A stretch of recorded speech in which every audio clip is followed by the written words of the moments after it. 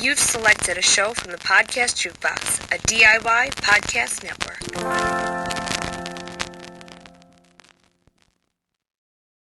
It's Will Shawn Podcast.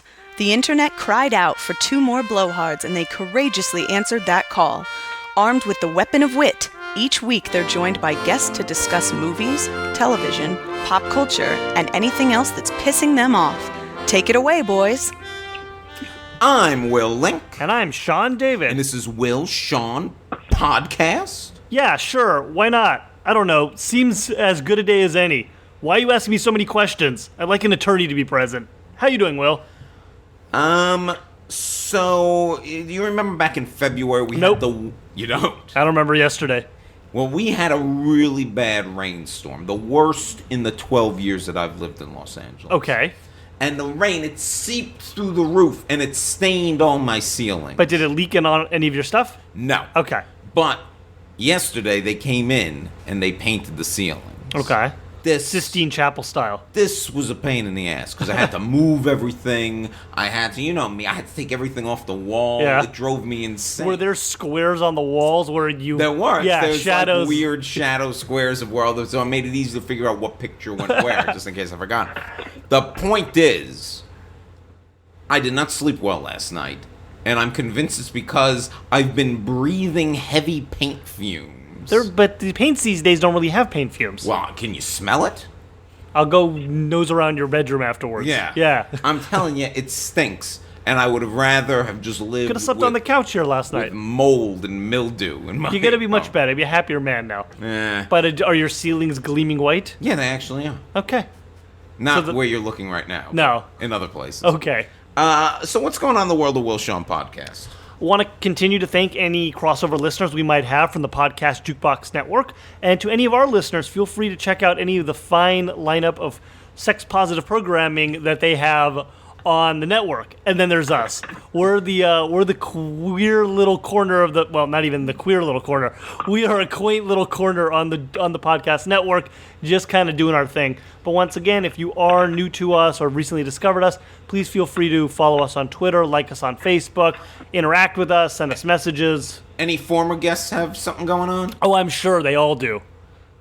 I don't know. I know they're all kind of noodling on things. I think Justin Marks' Top Gun 2 got a release date, so that's very exciting. Top Gun 2. Yeah. You think we can get him back? Oh, probably not. He probably got too big. No. For this show. What is it called? A Renegade? I don't know. No, they know Maverick. That's what's I called. don't even like Top Gun 1. What? I didn't tell Justin when he was on the podcast. This is a hot take. And who's our sponsor this week? Milo, your new favorite film character whom you already know and love. Oh, Jesus Christ. This comes from a tweet I sent earlier. There are all these. There's this new movie out, Valerian, which I think will be a topic in a few weeks because I am convinced this is going to be one of the all-time biggest box I'm office smelling disasters. Jupiter Rising scent about this movie. And they have all these character posters for, like, characters. Like, Milo. Who the fuck is Milo? It's presented as if you're supposed to know who Milo is. No one, you know who knows who Milo is? The people who read French comics in the 1970s, 80s. yeah, 70s and 80s. That's who knows Milo. Why have a character poster for Milo? The biggest selling point for me for this movie. Dan DeHaan? I was gonna say Cara Delevingne's eyebrows. Ah. On the show this week, speaking of celebrities, sometimes we find out things about celebrities we don't like. Sometimes celebrities do things to us we don't like, and it colors us forever. We will discuss.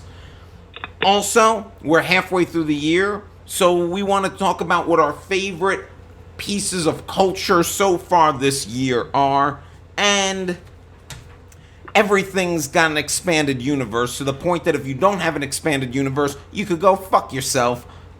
We will discuss. But first, we are very excited to have with us, he's the author of many books, including The Coolest Way to Kill Yourself and Your Kinky Friends, Nicholas Tanek.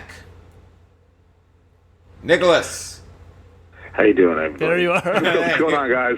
So, if you can't immediately tell, Nicholas is calling us from the East Coast. So yeah. How you doing, Nick? I'm doing very, very well. I'm in Jersey. I'm out in the New Brunswick area in New Jersey, and I hope you can hear me. Yeah. And I'm excited to do the show. I love you guys, man. I love your podcast and the network, the off the cuffs and Proud to be Kinky and all that, and all them. They're amazing people. You guys are doing wonderful things. So let me ask you this: you're in New Jersey now. We always like to get the guest's origin story. Or have you always been a Jersey boy? Or you always lived in New Jersey, or did you go to Jersey from someplace else? Why would anyone want to go to Jersey? Now, I was born and raised in New Jersey, but I'm not a typical Jersey boy. Like, for example, that Jersey Shore bullshit that you see on TV, I am not that guy. I was born a weirdo, like a punk rock kid. I started out as a punk rock kid, a skater kid, and I was just so obsessed with music and television and film. And then I kind of evolved to a raver, really got into hard drugs. Oh, okay. And yeah, so like my first book, well, not my first book, but my book, Chip Black Nail Polish, is basically like a punk rock version of a John Hughes film. It's me as a very awkward punk rock skater kid who's just obsessed with music, and it's a tribute to the very first love of my life. And then The Coolest Way to Kill Yourself is all about is a tribute to the love of my life who died in 2012, and it takes place during the course of 20 years, and it's about me being in Jersey and part of the rave scene. The rave scene in Jersey is not really existent, but the rave scene in New York, the underground rave scene, especially during the 90s, was something that was really just insane. It was so kind of chaotic and beautiful at the same time. You don't have to tell us. We've seen Nick and Nora's Infinite playlist. Pardon me? What? We've seen Nick and Nora's Infinite playlist. Well, let me ask you about the rave scene, because the rave scene is something like out on Long Island. I was never like a punk kid or a skater kid, but I always prided myself in operating within all those worlds. Like, I had friends in every world, and I'd go to a lot of punk shows and stuff like that. But the rave scene is a scene I've never been to a rave. Like, how did you get into that scene? I got into it just from friends. I started listening to a lot of like underground Britpop, and that became very popular, like the Stone Roses and the Happy Mondays, and started doing research on the Hacienda. And then I started doing a lot of drugs. Started doing especially a lot of psychedelics, a lot of LSD, a lot of ecstasy. So did you go? Yeah. So by doing the drugs, that led you to where the drugs were, or because you were around the places that people were doing drugs, you started doing the drugs? I started I started doing the drugs just for laughs and for mind exploration. Mm-hmm. And my friends, I remember my friend Chrissy took me to my first rave, and it was an underground rave. This is not like some club where you have to pay $30. This is like, it was like in an abandoned office park where they broke into an abandoned office building, and like where there were like chairs and desks and stuff like that, and they set up turntables, and people were just like rolling on ecstasy and doing drugs and dancing their butts off, and it was really fun. So like it became more like a social scene, very much like the kink scene. The kink scene, because I have another book called Your Kinky Friends. There's a comfort in being part of a scene, just like podcasting. There's a whole scene in podcasting. Like, you're friends with Off the Cuffs, and you're part of the Proud to be Kinky and other podcasts, and like we're all kind of friends, and we all hang out and talk together if we see each other, but we definitely on Twitter and everything like that. It's a whole scene, and that was the healing part of it. So for me, the main high was the friendships, and but also I was fueled on ecstasy, angel dust, and acid. And that, yeah. Well, you know what? It's interesting that you mentioned, like, we now can all talk and communicate through Twitter. Back when I was going to shows in the 90s, back when you were a punk and then in a rave scene, we didn't have the same way to connect, and it's Oh, no. it's so fascinating that I wonder what those scenes would have been like if they would have been even crazier. If someone sent out a tweet and then everyone knew that's where the rave was, or if it would have lost something because you kind of had to discover these people in a way, discover the scene. One thing that's interesting, and I was talking to a friend of mine yesterday just about that, is that you literally had to buy a ticket at like this underground record store, and then you'd have to be like, okay, the rave's in Queens. So we'd go to Queens because we wanted to be there, and then at like 10 o'clock at night, you'd have to call. We didn't have cell phones. Right, so we had to go to a payphone and call this number, which was constantly busy, right? Because everyone's calling at 10. And finally, we get it, and then be like, they'd say like, okay, it's under the Whitestone Bridge in Queens, and I'm like, oh, damn it. So then we go, and then you notice you drive in with a bunch of people, and it's a big caravan, and you notice like, oh, they're going. Then we'd like park in a field and have to walk like a mile and a half to this big tent that's under the Whitestone Bridge in Queens. You know what I mean? It was like people find a way. You know, when people want to be kinky, when people want to party, they find a way. Nature, you know, finds a way. Life finds a way. That's right. So then, was your first book? Well, actually, before we get into the books you've written, so when you were involved in all these different scenes, I mean, you said like you were always into music and film and stuff like that. Did you start off trying to write like music or films? Like, what brought you to eventually writing novels? And have you always had a love of writing? I always had a love of writing. I would make up stories in my head all the time. I would try to force myself to have dreams of stories that I liked. You know, I always wrote. I wrote 3 screenplays when I was in 8th grade. And they suck. They're horrible. But still, the effort was there. Screenplays, yeah. But that's the thing. You know, you have to start doing this stuff at a young age, because otherwise, when you get into your 20s and 30s, if you start, they're still gonna suck, because it's always the first things always take time to get going. Writing, I've always found, is a kind of thing that you have to, like any other skill and everything else, you just have to keep doing, and the more you do, the better and better you're gonna be. Well, what I did was, under a different name, I started writing and doing interviews because I love music, and because like the digital media wasn't like the biggest thing back then. I wanted free records, so I started doing interviews and reviews for records. And here's the thing: I only reviewed records I liked. Like, so if you sent me a record, I didn't like it, I never wrote a negative review. I only did positive reviews. So getting a review from me was like, oh, okay, this is something that, you know. So I ended up interviewing a whole bunch of people that I have totally admired my whole life. In hip-hop, Q-Tip, Gangstar, from, you know, Sean Price, Buckshot, from Black Moon, Phife Dawg, from Tribe Called Quest, De La Soul, you know, like all those people, and then like from the indie rock, you know, thing, like Wolfgang Press, and Sean Ryder from the Happy Mondays, and you know, Brian Jonestown Massacre, the Dandy Warhols, stuff like that, and I got a whole bunch of free records, and I interviewed, and I wrote. But then something bad happened. I got married, and my creativity totally just faltered. Really? And what? Yeah, I didn't write anymore. I became like a corporate zombie. I didn't do any writing, and the marriage fell apart. She was very abusive, and I reconnected with a high school sweetheart, and her name is Lynn. And that's what the Coolest Way is about. And Lynn and I started like writing and telling our story, because she has a insanely wild story that literally deals with abuse, rape, prostitution, drug addiction, you name it, it's in there. And she kind of got me creative again. And when she died of complications from ovarian cancer and liver failure. So I was devastated. I had to move back in with my parents in their basement, and I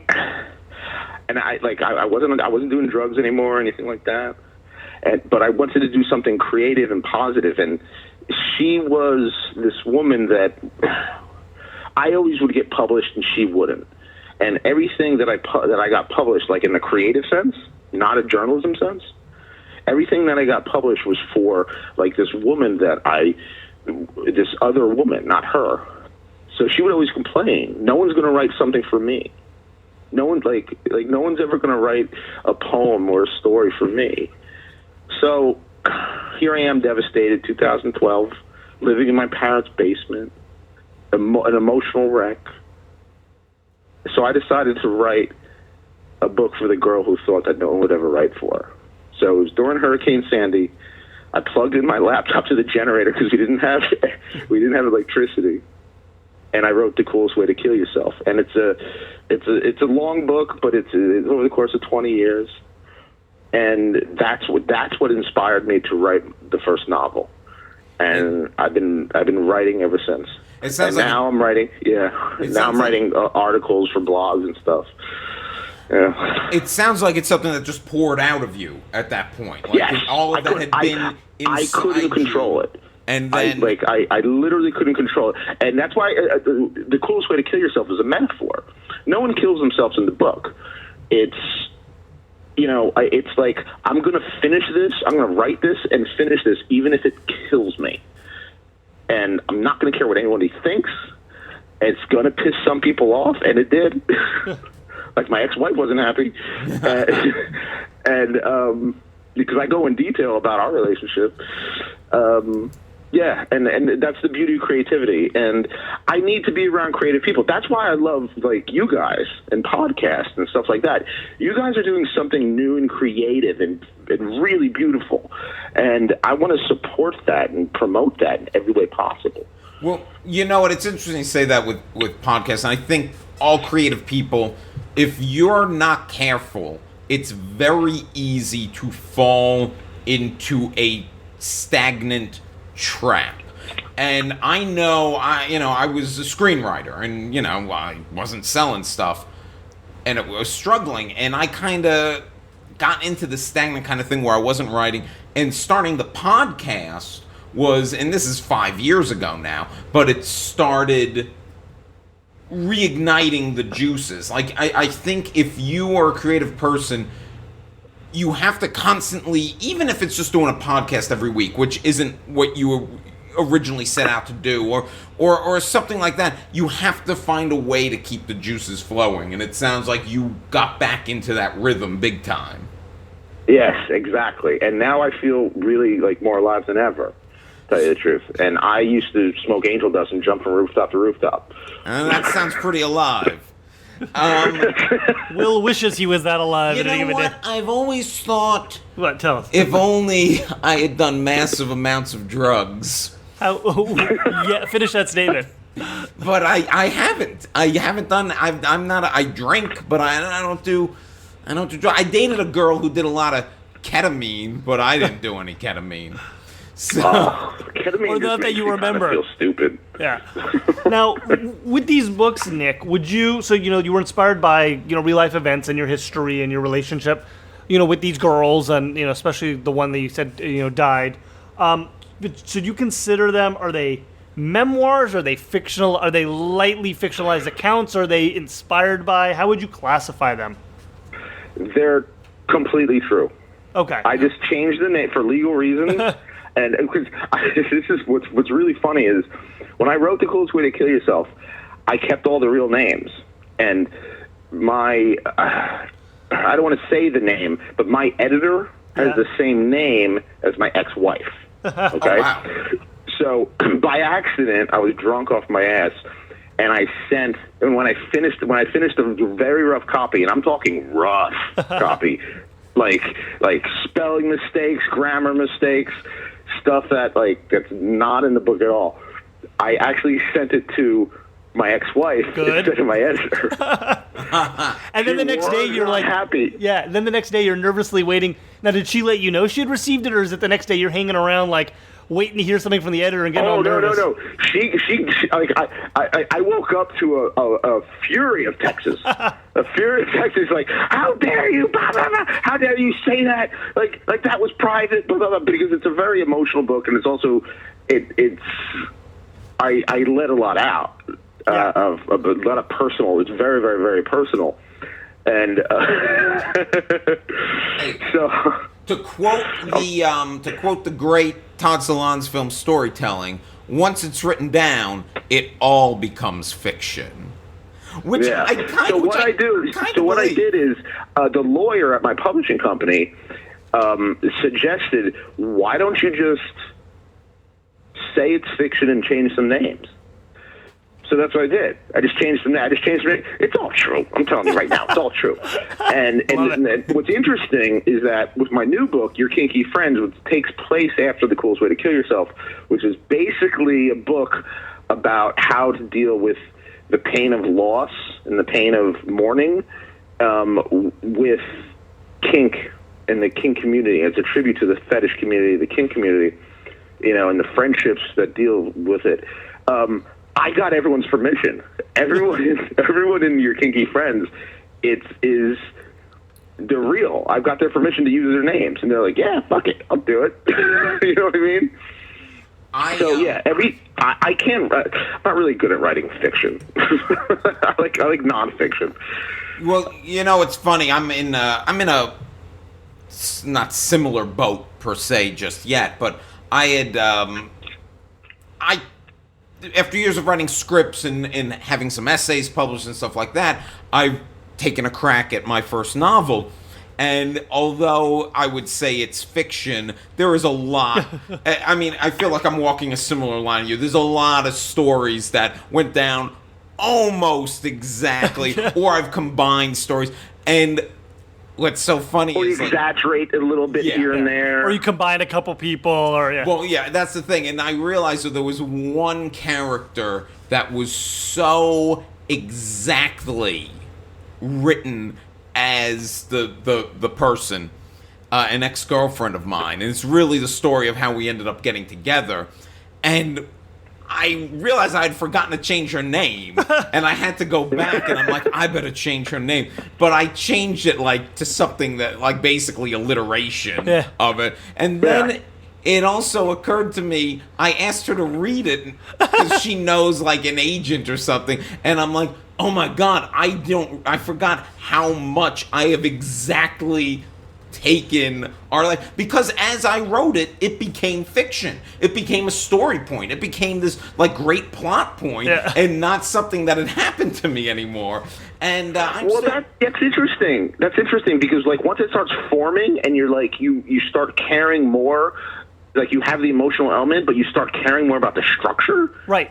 You become your purpose becomes different because you just want to make it good. Right. But you start finding hidden patterns that you didn't recognize were there at the time. So something therapeutic about it. You start seeing the relationships and the vectors between all these different events in your past that at the moment you weren't even aware was happening. But then with hindsight, and now that you're being forced to corral it into some sort of shape, it all starts clicking together in weird new ways. Yes. Yep. Yes. So, Matt, I love you guys, man. You get it. You get it. I love it. We get something. We get something. We get it all.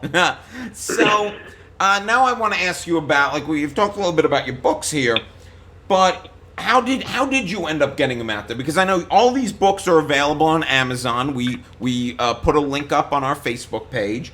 Thank you. So how did you get them out there? What was the publishing process of this like? Was it a lot of independent, self-publishing? What is this? I'm also picking your brain because I find myself in a similar situation. It's a little mixture of both. It's a very, very, very small publishing company. I did some ghostwriting, which really sucks. It's not fun because you got to write about stuff that you're not passionate about or interested in at all. Yeah. I did some ghostwriting, so I kind of just got Like, you publish the book. The main thing with me is creative control, and we're living in the publishing world. The publishing world is dying. Physical media is dying. Personally, I love records. I love CDs. I love holding something in my. I love books. I love holding them in my hand. You know what I mean? But it's so easy to just go on YouTube and find that rare record, that rare song, and hear it, as opposed to literally digging through crates or going to a record store and finding it. Well, Sony just announced that they're going to be reissuing vinyls again after 27 years. What? Sony just announced that they're officially going to be reissuing vinyls after 27 years. And that's awesome, and that's great. I mean, and like, there are a lot of indie rock bands out in Jersey has a really cool underground punk rock scene. Like, there are bands like Glacier, Wild Rice, Erotic Novels. Even Chris Gethard is putting on stuff out on Don Giovanni Records, like stand-up stuff. So there's this whole scene that like are putting out vinyl and stuff like that. But at the same time, like, I'm not doing this to make a living, but you really don't like make much money from the physical books at all. You make money from digital. So like, people get my stuff mainly through Kindle. But is that a problem necessarily if they buy it and they're reading it? I mean, there's the fetish. Oh no, I don't care. I don't care. They read it. Like, I want them to read it. Yeah, that's great. Yeah, I wouldn't care how someone read my stuff, but I got to admit, like, as I'm going out there trying to sell a book, the idea of having something physical to hold and to masturbate to, basically, I mean, it's just sexier. It's just, there's a sexiness to it. You know what I mean? I still buy books. I still buy DVDs or Blu-rays. I still buy CDs sometimes. Actually, you know what I do on Amazon? I buy the CD, and you get it for free. Physical CD off Amazon, and I get the download, so I'm getting the best of both worlds. All right, so Nick, why don't you tell the people where they can find out more about you, more about your books, and where they can buy these books, even though, spoiler alert, I've already said it's Amazon.com, but tell the people. Yeah, Amazon.com is basically the best place to get it. I'm on Facebook. You just look me up, Nicholas Tanek. I'm on Twitter. You look me up. I'm on Instagram. I'm on Snapchat, but I rarely go on there. But yeah, and feel free to reach out to me. Seriously, I am very, very, very personal. I accept all friend requests. I talk to everybody. I just, like, I'm that guy. I'm the guy that's like always, make you laugh, hang out, and hope you have a good time. Yeah. Well, then, if I find myself on the East Coast sometime soon, I probably won't, but if I do find myself back on the East Coast where I'm from, we should grab a drink or something, because I would love to talk to you more about all this. I just got a huge house. I'm having seriously like a big house with a bunch of people, and we should have a housewarming party. So like, if you're over there, you just come by.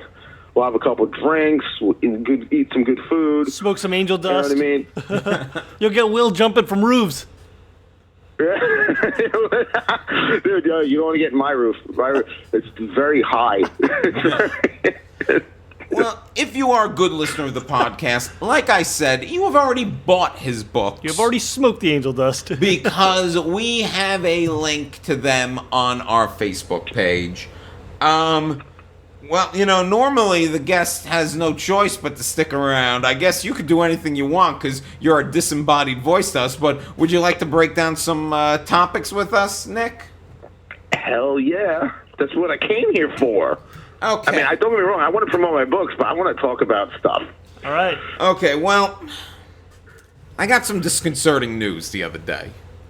A friend of mine, I won't say who and for what service, was delivering food. And occasionally, if you deliver food here in Los Angeles, you get to deliver to some celebrities. And he has in the past. He's delivered to some very famous people and some not so famous people. But the other night, he delivered a bunch of hooters to a singer that you and I both enjoy, Sean, Lorde, the young New Zealand girl. And he claims that he did not receive a tip. And this has shook my world. It has shook my world because I have given Lorde a lot of money recently. So have I. I bought her album. I bought tickets to her concert at the Staples Center, which is a pretty penny. And she did not tip him. This is ridiculous. This is outrageous. So it got me thinking about things you hear about people, celebrities, and then it colors you. Because I was listening to her song. I was listening to the album. I was listening to the song Liability. And I said, you know what's a liability? Someone who doesn't tip. Someone who doesn't give tips. Now, maybe it's just because she's a foreigner. She was confused. Maybe they don't tip in New Zealand. Maybe she wasn't even the one paying for it. But it did make me really disappointed the next time I listened to that album. Now, I know there are obvious big ones, like Bill Cosby. Nobody can watch The Cosby Show ever again. You know, it's like a fucking nightmare. But then there's like Mel Gibson. Like, you know, he went on an anti-Semitic tirade. I still like those Lethal Weapon movies, though. I'll tell you, I'll watch them all the time. And you know what? God damn it, Hacksaw Ridge was really good. So Nick, I was wondering, have you ever had any encounters or know people had encounters with celebrities? And after it was done, you were like, oh shit, like, how am I going to listen to this thing? Or how am I going to watch this thing without thinking about it? Yeah, I don't know if you know the band The Fall. No. Have you ever heard of the band The Fall? I've heard of them, but I can't claim to be super familiar. Okay, so this is Not a a guy fault named head. Marky Smith, and he was arrested for assault on his girlfriend, and I love this band. It's just something they're like a punk English band. They're really different. Like no one sounds like them. The guy just he always says at the end of the set. It's very repetitious, so it's like there's this great rhythm and stuff like that, and he's like, check the record, yeah, well, I tell you, and it's weird because it doesn't sonically sound right, but it works. Let's say it works, and he got arrested for hitting his girlfriend, and I hate that. I'm like, I hate that. And also, I'm a big movie buff, and I heard Gene Hackman.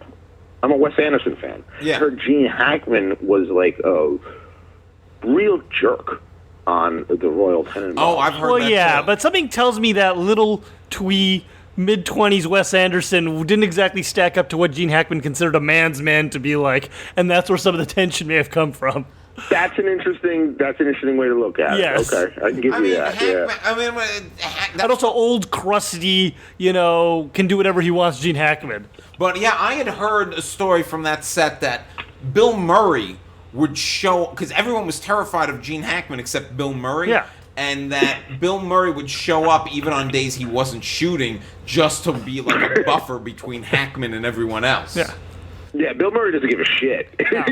And he's the only other one that has enough clout that can, go toe-to-toe with Hackman. But, there's also, the celebrities you find out are secret Scientologists.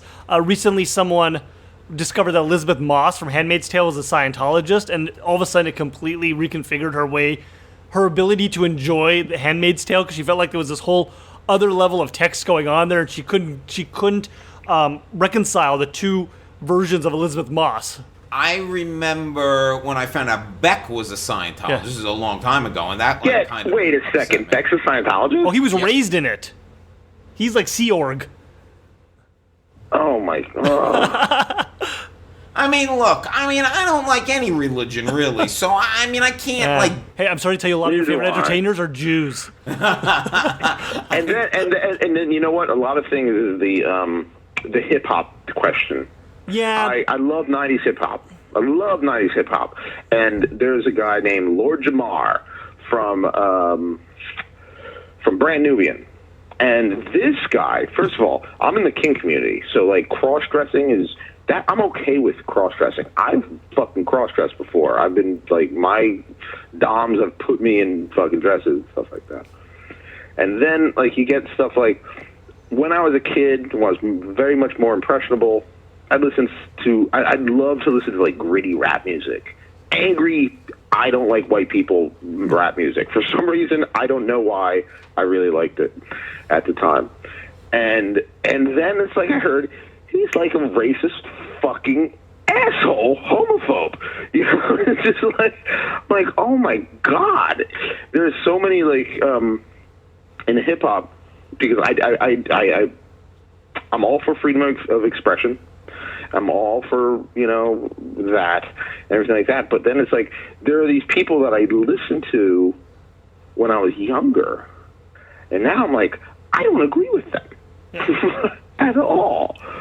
Like, do you know who Victoria Jackson is? From SNL? Yeah, from SNL. UHF. She's like crazy. Yeah, UHF. Yes, UHF. Or Kennedy. Kennedy is someone who... Kennedy was a VJ on like 120 Minutes and stuff like that. And now they're all like right-wing, crazy, and I'm like... I just saw Kennedy went on some right-wing rant, and that's disappointing because... Because she's cute? Because she was cute. There we go. The other one is also, like, in LA, we'll hear this as well. We get a lot of this in LA, which female friends of ours will meet male celebrities, and the male celebrities will be total fucking creeps to them, or, you know... will be in relationships or married and make passes at... Can you call out a celebrity who's done this? Yeah. Oh, have you heard about the sword and scale controversy? The which one? The sword and scale controversy. No, what is this? Okay, so I'm a fan of true crime podcasts. Right? Okay. Like last podcast on the left, My Favorite Murder, and there's this one true crime podcast that's very, very popular. It's so popular that this guy's getting a show on TV, right? Okay.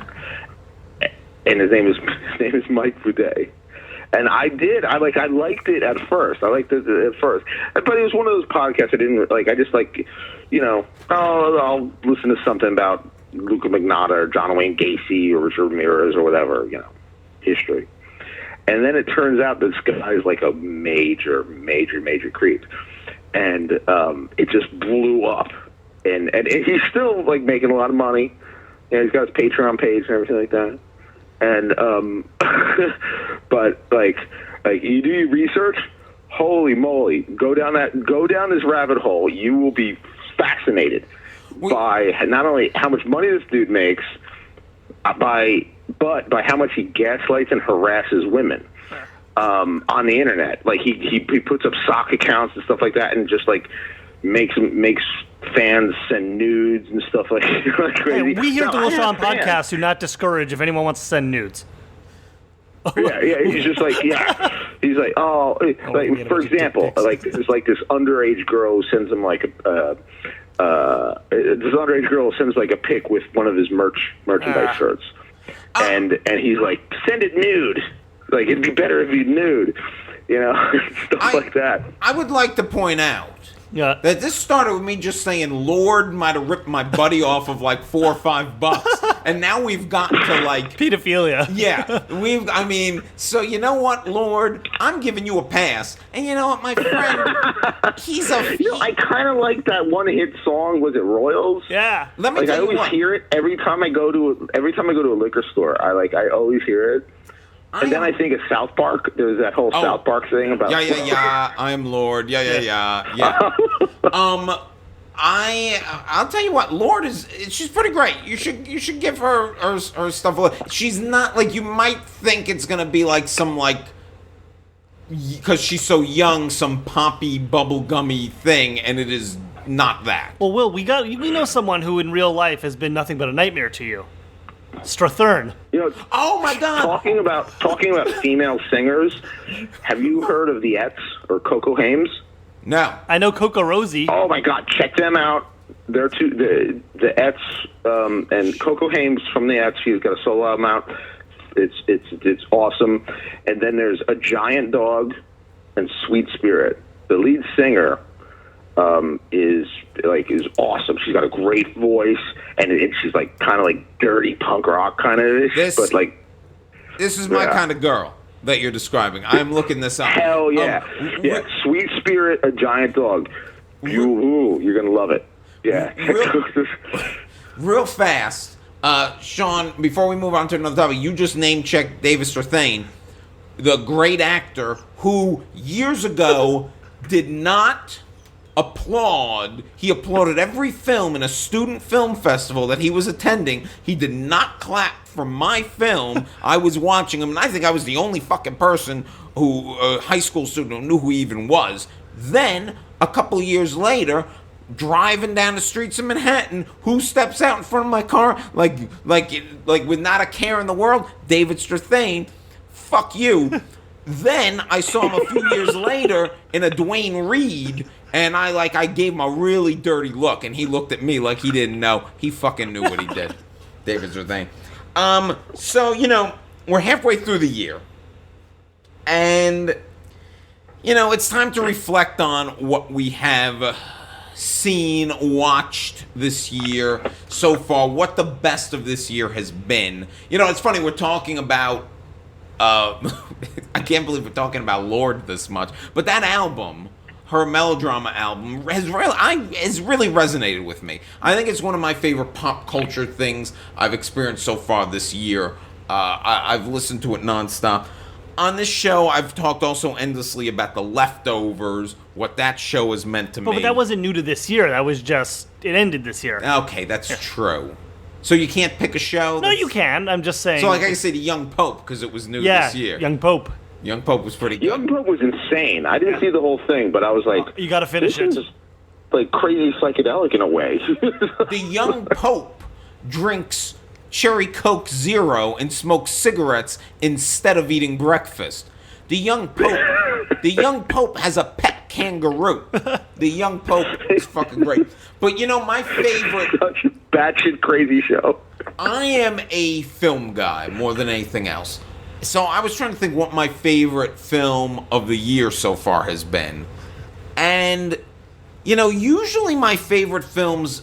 By the end of the year, I'm sure this will be the case. But usually my favorite films end up being some smaller, indie, weird thing. Something Todd Solondz directed or Miranda July or something like that. But my favorite film so far this year, and I'm kind of shocked, was a big budget popcorn superhero movie, and it was Logan. That movie impressed the hell out of me. It was everything that I had wanted to see from a Wolverine movie for 17 years, and they finally... It's rated R, right? Yep. It's rated R, right? It is rated R, and it leans into the R rating. It leans into basically the pain and violence that this character has gone through, and also has a surprisingly award-worthy performance by Patrick Stewart as a... Why is that surprising, though? Because he's playing Professor X. Because he's playing Professor X, who's starting to suffer from dementia. Right, but it's not like Patrick Stewart's a hack. No. I meant more surprising because you don't expect that kind of depth from a comic book movie. Yeah. And I guess the second favorite movie this year would be Get Out. Yeah. Which I love too. Get Out was good. That was good. I would actually put Get Out a little bit higher than Logan just because of the absolute originality of it, whereas Logan's still leaning on, like you said, there's 17 years of X-Men and Wolverine history here that they can rely on. It finally gave me what I wanted, was the thing. What's this, a 9-year-old girl cutting people? Yes. Okay. That's all I ever wanted. Nick, what are some of your favorite pop culture things, or things that have really resonated with you so far? You know what? I have to admit that I'm writing an article about this for the for Take Back Your Sex blog. There's a blog called Take Back Your Sex, which is two women, Megan and Tanya, and they're proud sluts, so to speak, and they've had some tragedies in their life and they're taking back their sex. I have to admit, podcasts, the pop culture thing that's really been resonating with me has been podcasts. First of all, I love The Best Show, and The Best Show with Tom Sharpling. It's one of my absolute favorite podcasts. Then the Off the Cups is great. I love your show, too. Don't get me wrong. I love your show. Off the Cuffs is great. Proud to be Kinky is great. Hollywood Handbook, Doug Loves Movies, How Did This Get Made? Oh, How Did This Get Made is one of my favorites. You know, and then when it comes to TV, like there's Netflix. Glow I thought was awesome. It's tons of Maron fun. and Glow did an amazing performance. I mean, it was funny, it was touching, it was kind of sexy in a weird way.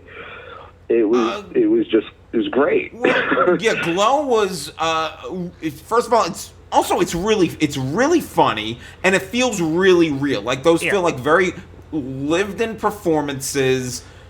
And well, for those who don't know, let's just circle back for a second. Okay, Glow. Glow is a Netflix show that just appeared out of nowhere, and then there was 3 weeks of what the fuck is this? Why does it keep showing up? And then you're like, all right, I'm hearing enough about it. It's Gorgeous Ladies of Wrestling, which was a real show that ran in the 80s, and it's about female wrestling in the 1980s with Alison Brie, Mark Maron, and who plays the blonde one? Oh my god, Brittany something. I'm blanking on her but name. But a fantastic cast and just great character actors. If you liked Orange Is the New Black, but felt like, hey, maybe I'm not so into the prison setting, Glow is a show for you. It's also it's much like Orange Is the New Black. It's ensemble. Yeah, it's a true ensemble. Orange Is the New Black, the reason that show works for me is because that ensemble works. And Glow is the same thing. By the end of the season, like, you know all those women. You love seeing them together. You love seeing their dynamics. And you get excited about where those dynamics can go. My personal favorite is Tina? Sheila the Sheila. She-Wolf. Oh my God, she's amazing. That's my favorite too. Because she's such she's just like always wearing the. I got a thing for women in garter belts and stockings. So, but still, you know what? No, what's also interesting? Difficult People on Hulu. With Julie Klausner and Casual. I like. There's something about Casual that I like. I like Orange and New Black on Netflix. F is for Family is always funny. I'm not really feeling Archer this season. I used to love it, and I feel like that show should have ended 2 years ago. Sean, have you seen Frisky Dingo? No, I've heard about it. That it's basically like proto Archer. Oh my God! If you like Archer, go check Frisky Dingo. It's brilliant, especially in these political times. Okay, it is absolutely brilliant. And Veep. You know what's really good? Veep. Yeah. Veep is so well written. It's like it really is. It's like word porn. The insults, just the insults alone, are worth watching. On that show are next level. Sean, what are some of the things that really stood out for you so far at the halfway point? So going back to podcasts, there was a podcast that came out. It started last year before the election, and I know there's been a lot of political stuff, and it's at the point where we're almost oversaturated with politics. But Pod Save America and Love It or Leave It, which are two podcasts that were started by a bunch of former Obama staffers, Jon Favreau and John Lovett, who are two Obama speechwriters, Dan Pfeiffer, who was the head of communications office, and Tommy Vitor, who worked in as a intelligence community liaison between the White House and the intelligence communities. These guys are so smart and funny, and essentially created a podcast empire out of the ashes of the election. And their flagship show, Pod Save America, they have amazing guests on. They just had on in the past week. They had on Cory Booker. They've had on Elizabeth Warren. They've had on Kamala Harris in an amazing interview. They had Eric Holder on today's episode. And then Love It or Leave It, John Lovett is more of the jokester, dark prince of the whole affair, and he does a weekly live comedy show where he has fantastic guests, and they record usually in LA, but sometimes in New York and DC. I went to go see him live here, and his guests were Moshe Kasher, Stephen Merchant, and Pam. Crap, I'm blanking. She's a comedy writer that's written on Pam Brady, I want to say, and it was hilarious. So that goes up on like Saturdays, and then Pod Save America. So even if you're sick of politics, this show is kind of the antidote that your soul needs. It's a really clear-eyed view from people who'd spent 10 years working in the White House and actually understand how these things work and can speak intelligently and have the connections to get, all the high-level names that they need to be on the show. Moshe Kasher has actually a show on Comedy Central. Yep, Problematic. Pretty well done. I haven't seen it yet, but I've heard good things. Yeah. Check out, especially start off with the dark web one. That one is pretty interesting. Okay. Yeah. There's the President Show. Have you seen that? I have That's not. insane. You know what? I feel like I got to admit I am getting on the side of I can only take so much political stuff at this point. Because God, yeah. I know. I totally know how you feel. I still absorb a lot of it. Like, I still listen to a lot of political podcasts. I watch Rachel Maddow a lot. But then it's like, when I want to get to my comedy, like, I don't, other than John Oliver and Samantha Bee, I don't watch The Daily Show anymore. I can't get, I'm having trouble. Like everyone else in America, I'm having trouble. I'm saying that's why you got to try Pod Save America, because it's a good mixture of activism, context, reflection, calls to action, and comedy. All right. Well, moving on. This day and age, every film is part of an expanded cinematic universe, or, as we like to say, ECU. You got Star Wars, you got the Lego expanded universe, Marvel, DC. Now we got this fucking Mummy that was supposed to launch a universal dark universe with a bunch of monsters. Transformers is just the tip of the iceberg, because Hasbro, there's going to be a whole Hasbro ECU, and now there's talk of a James Bond expanded universe where we're going to have Q movies and MU movies and all this fucking bullshit. And this is a problem when everything is interconnected. And I'm expected to keep track of characters and plot lines spanning multiple years. I no longer know how to watch a regular movie. I don't know how to watch a normal one-off movie anymore. For example, there is a new movie by Edgar Wright called Baby Driver. It's great. It's a lot of fun. But now I don't know what to do. Where was Shaun from Shaun of the Dead in this movie? Where was Scott of Scott Pilgrim? I'm supposed to get invested in new characters? Where are the old Edgar Wright characters? Where are the guys from Hot Fuzz showing up trying to bust Baby Driver? No, this movie needs to be part of an Edgar Wright expanded cinematic universe. There wasn't even a fucking cornetto in the movie. Who are all these people? Griff, Buddy, Doc, Deborah, Baby?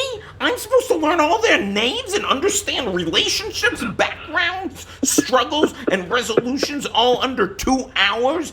And then, what, just forget about it? Pretend it didn't happen? No, we need teenage driver. We need young adult trying to pay his bills while driving for Uber driver. And that's why you, standalone, non-extended cinematic universe movies are this week's enemy of the podcast. Go fuck yourself. I no longer know how to watch a regular movie because of you. The culture has broken me. Like, why? We might as well get Baby Driver together with the driver from Drive. Yeah, I'd like to see that. Baby Driver together with Vin Diesel and the Fast and the Furious. What about Jimmy Fallon and Queen Latifah from Taxi? Why not? We need more. It's anyone who's ever driven a car. Let's get Gene Hackman out of retirement. He's got that great car chase in French Connection. Let's go. De Niro could do Ronin 2. I'm so Ronin 2. Let me ask you this, Nick. What do you? I mean, obviously, I'm being facetious here, but what do you get suckered into these things? Because I gotta tell you what, Marvel really did a good job of suckering me. Now I watch all these Marvel TV shows because they're connected to the movies. Like, they really fucked me. Like, so do you get sucked into this stuff? With the superhero stuff, I don't. You know what got me? I liked Ant-Man because I like Paul Rudd. Okay. And so I like that was cool. But then it's like, oh great, like Black Hawk is here, and then or Captain America, you know, or in the new Wonder Woman, you know, they didn't really put a lot of stuff in from the other universe. Like, it's there, but it's not. And it's better because of it. Yeah. Yeah. You know, like, you gotta own your shit. You know what I mean? You gotta have your own thing. You know what I think? I think they should just look. It worked for Star Wars. It worked for Marvel. It worked for DC Comics. It worked for Harry Potter. We got to create a new universe. Well, we got a new one. We got just two gotta movies. Create a new. It even worked for Kevin Smith with the Vu Askew universe. We got to create a new universe. And his Canadian trilogy. We need something new. Well, we got a couple movies. There's some movies come out recently that are contenders for some, cinematic universes that we'd like to see. How does the Beguiled extended cinematic universe? I want to see the Beguiled ladies showing up in Glory. I want to see them showing up in Lincoln. Anything involved. I already told you. I'm pretty sure that Nicole Kidman's character in the Beguiled it's the sequel to Cold Mountain. It's just what happens later in the war. She ends up teaching at this school for girls. Another movie, Ghost Story. How about this? How about we get real dark? We get the guy from a Serbian film, the guy from A Human Centipede, the woman from Irreversible, the three people from Sallow or 120 Days of Solemn, and they all get together to do something fucking horrible. Yeah, and Fox and his friends from the Fassbender movie. Yeah, what? I want all the worst characters, sexual deviants. And most upsetting. Let's make a list of the 10 most upsetting scenes in movie history. Dennis Hopper from Blue Velvet. Get all those people together. That's the movie. That's Universal's trying to have a dark universe. That's a fucking dark universe. Yeah, let's go fucking dark. This is like the Lego movie, but with 120 Days of Solo. We got the three people from 120 Days of Solo. We got the rapist from Irreversible. We got the person from the Bunny Game, the trucker from the Bunny Game. Did you ever see that movie? No. We got the woman from Audition. Oh, we'll have the woman from Audition. Involved. Yeah. You ever see Audition? Yes. Yeah. What about the Hills Have Eyes clan? Yeah. This is okay. You know what we're doing here, though? What? We're like a super team. They're gonna rob a casino, and this is the new Ocean's 11 of just these fucking people. No, not a casino. They're gonna rob a strip club. What? And they just murder and eat everybody because they're all cannibals. Well, going back to non-perverted cinematic universes, we're starting to see a lot of this in TV as well. So, for example. It's easier, and we've talked about this with known intellectual properties, but we're getting a Snowpiercer TV show. They just came out with a Mist TV show. They're even talking about Game of Thrones because HBO is realizing that their cash cow is coming to an end, that they want to do spin-off. They've announced that they're looking at no less than 5 Game of Thrones spin-off shows. How are they going to do 5 Game of Thrones series? There's 10,000 years of history. That's the stupidest I love Game of Thrones. That's the stupidest fucking thing. You don't want to hear about the politics in Slavers Bay, huh? It's going to be a whole show about the Chronicles of George Marine. R. Martin of Game of Thrones. He's from Jersey. He's from Bayonne. He's a big Jets fan. Yeah, he's a big Jets fan. Some would say it's negatively affected his writing. I don't know. I just want to see the politics of the Dornish wine industry. I mean, I'm going to see a whole. Oh my god! How about just a day on the life of the wall? I want to just might as well have the Night's Watch SVU. You know? I know. This sounds like a fantastic idea. Or Arya and the Hound just crossing Westeros, solving mysteries. They roll into town, solve a mystery, and then disappear into the night. The Mound can be like the Hulk at the end of every episode. He's just trying to hitchhike. He just wants his 2 chickens. Well, Nick, we always like to end on a weird note. And oh, good. There is because we haven't gotten there yet, apparently. I know.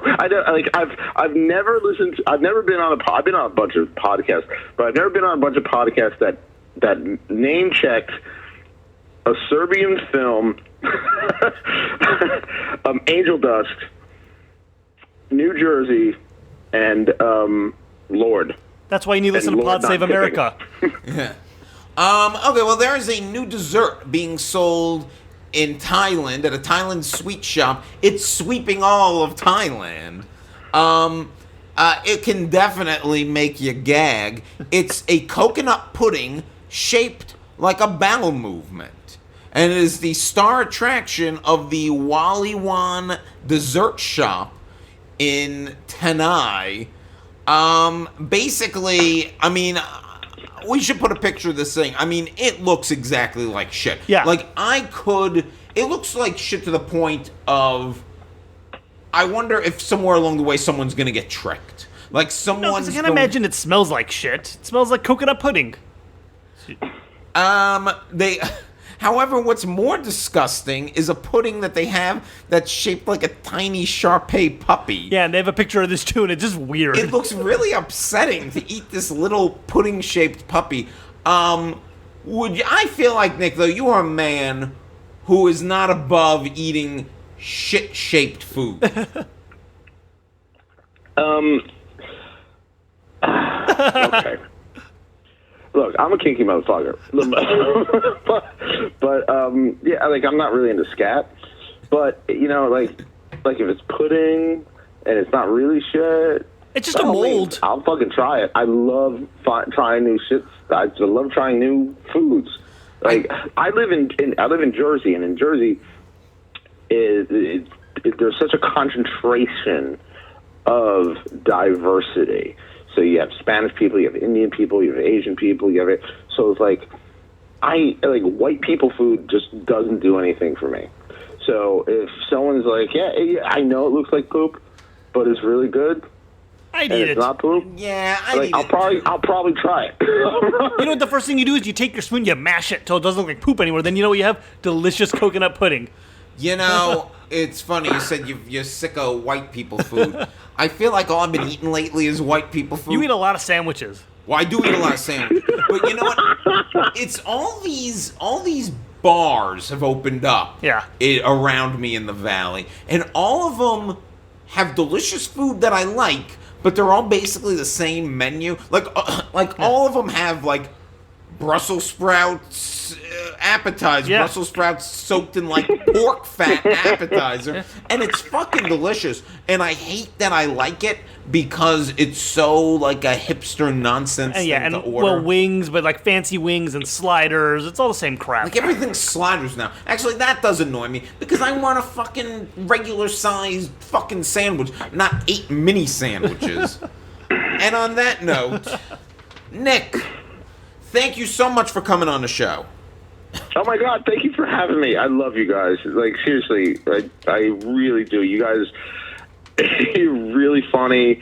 You know your stuff. You have an endless amount of pop culture references. And please have me on again, and I'll get your friends. I'll get my friends to be on it, and we'll all promote each other's work. It's great. Yeah, get some people on. Get us some guests. Maybe your I have friends who. I have a friend who will like literally chase after you in the woods with knives. I don't want that. Yeah, we don't want that. I was thinking more maybe your friends who run that blog or something like that, not the knife people. Not the knife people. Okay, all right. I'll get Megan. I'll get Megan to she runs the blog. Take Back Your Sex. And if I'm ever in New Jersey, I'm showing up at your house. We're drinking and doing angel dust. And if you're ever, I don't do angel dust anymore, but I will. But you know where to get some. And you still have those pager numbers. And if you come, if I find yourself in L.A., I'll show you a okay time. And I will chase you through the woods with a knife. Nick, one more time, tell the people where they can find you. Okay, you just go Nicholas Tanek, Tanek. I'm on Twitter, I'm on Facebook, I'm on Instagram. You can go to thecoolestway.net. You can go to Amazon.com and look up my 3 books.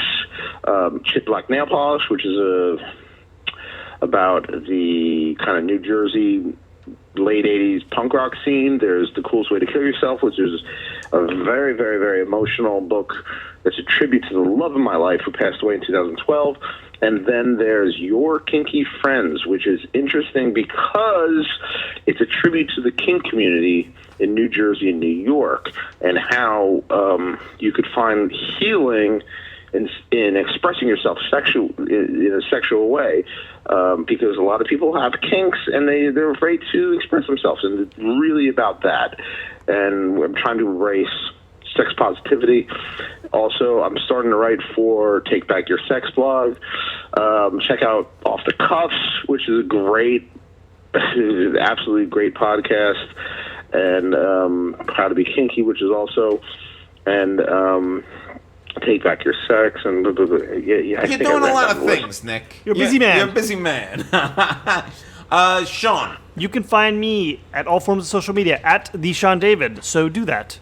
And you can follow me on Twitter at The Real Will Link. You can also, I do my Orphan Black recap show. I'm so excited. Clone Club has been really engaged in it. I'm having a great time doing it. It's the final season. I've been doing this for years.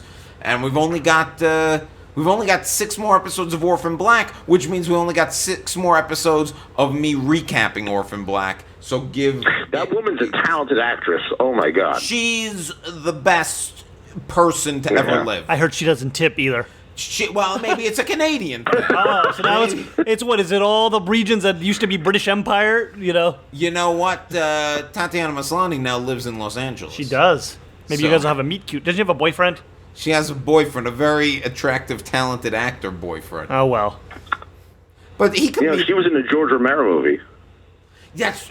Wait, was she? Which one? Oh, yes. She's in, what's the fucking... I know which one. Monkey Shines. No, it's one of the Dead movies. Oh, the one that takes place in the with the John Leguizamo? No, not that one. That was Land of the Dead. Which one, Nick? You know which one it is.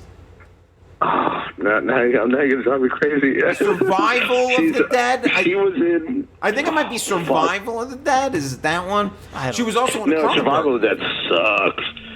She was in... She's in the movie... Existency? In the movie Eastern Promises. Oh. She's in Eastern Promises? Yes and no. Oh. She is not actually in it, but she is the voice over of the Diary of the Young Russian Girl, the girl who played the young Russian girl. Diary of the Dead. She's in Diary of the Dead. Diary of the Dead. Okay. That one's not bad. Anyway, Tatiana Maslany's great. We've gotten way off track here. Have we? But next week on the show, actually we're taking a week off, but in 2 weeks on the show, we're very excited. We're having jazz musician Eric Reed. He's going to be telling us all about jazz music. Okay. Subject we know quite a bit about. Which Ryan Gosling told us in La La Land, it's dying on the vine. We're going to ask Eric Reed if that is true. But yeah, I'm excited to have him on because I'm not going to pretend to know a lot about jazz music. I will. And pretend. Yeah. And you know what? Start off with Donald Byrd. Okay. Donald Byrd, Miles Davis. Are we going to get punched? Go in that rabbit hole. You'll figure it out. And then the week after that, we're having Diana... Varco. Oh my God, I can't say anyone's 5 name. letters. And I went to her show. She did this terrific one-woman show called Shattered. It was fantastic. She's going to be doing it again, both here in LA, I think also in New York. So she's going to come on and tell us all about it. Like I said, I saw it. It was great. We will discuss with her. Nick, thank you one more time. Thank you so much. Thank you very, very much for having me. I really had a really fun time talking and having fun and giggle babble with you guys. It was great. It was great to meet you, and once again, thank you. And for the Will Sean podcast, I'm Sean David. I'm Will Link. And we're finished. We're finished.